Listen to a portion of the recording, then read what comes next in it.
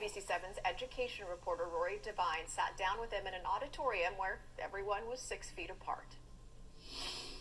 Are you worried about your own health?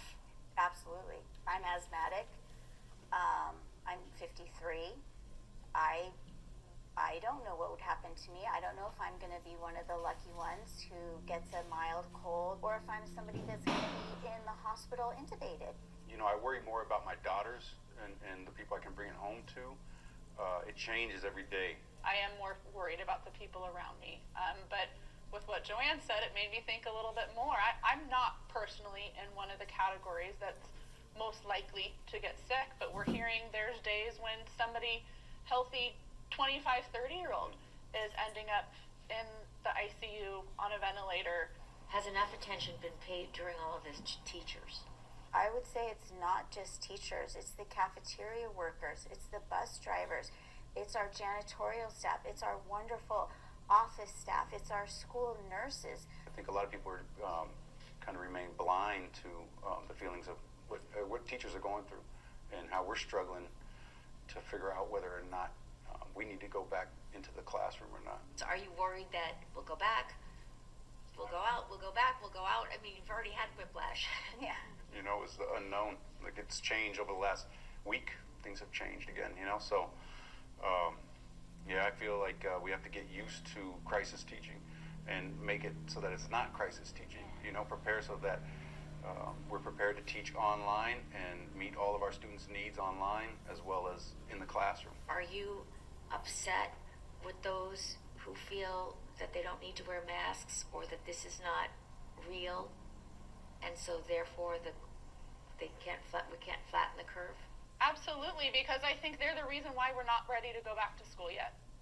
To be blatantly honest. Let me ask you then, if your children are in the classroom with each other, how are you going to keep their masks on? As a teacher, what's that going to be like? It's not going to be pretty. It's going to be a challenge. Will high schoolers be able to socially distance? They can do it about as much as we can, you know? I think that sometimes we underestimate our high school population, and they're close to being adults. And I think the question too is, like, can adults do it? Let's talk about your favorite subject, distance learning. I call what happened in the spring crisis education or crisis schooling. Did I cry? Yes. Was I worried I wasn't meeting my students' needs? Always. Yeah, I felt that I wasn't doing my job.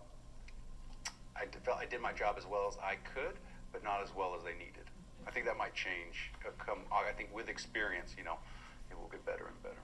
Then I felt like it got better and better and better. And at the end of it, I remember having a moment like, look at us, we're learning, we're doing it. Rico said it, experience is huge. The experience that we had in the spring taught us, as Joanne said, what worked, what didn't work. We're taking all of that learning into the fall with us. Maybe we need to put the old way away, and we need to start thinking about how we're going to do this in a new way. What's the new way we're going to do this? What's the best way that we can do this in the new world? As Joanne said, there might be a new normal. It might not ever be exactly the way it used to be, and that's not bad. We're all learning new things. I think I can adjust to it, but it is overwhelming trying to think about it. As a mom, that's what we need, is to have teachers in the classroom just like the three of you. So I appreciate what you do for our kids, all of our kids. Thank you. Yeah, thanks to all of them for sharing with us, for sure. The teachers say, and you can imagine, a difficult part in all of this is to read the teacher bashing on social media. People saying teachers are lazy and don't want to go back to school. All three say they want to be in the classroom more than anything to see their students. Coming up at 6:30.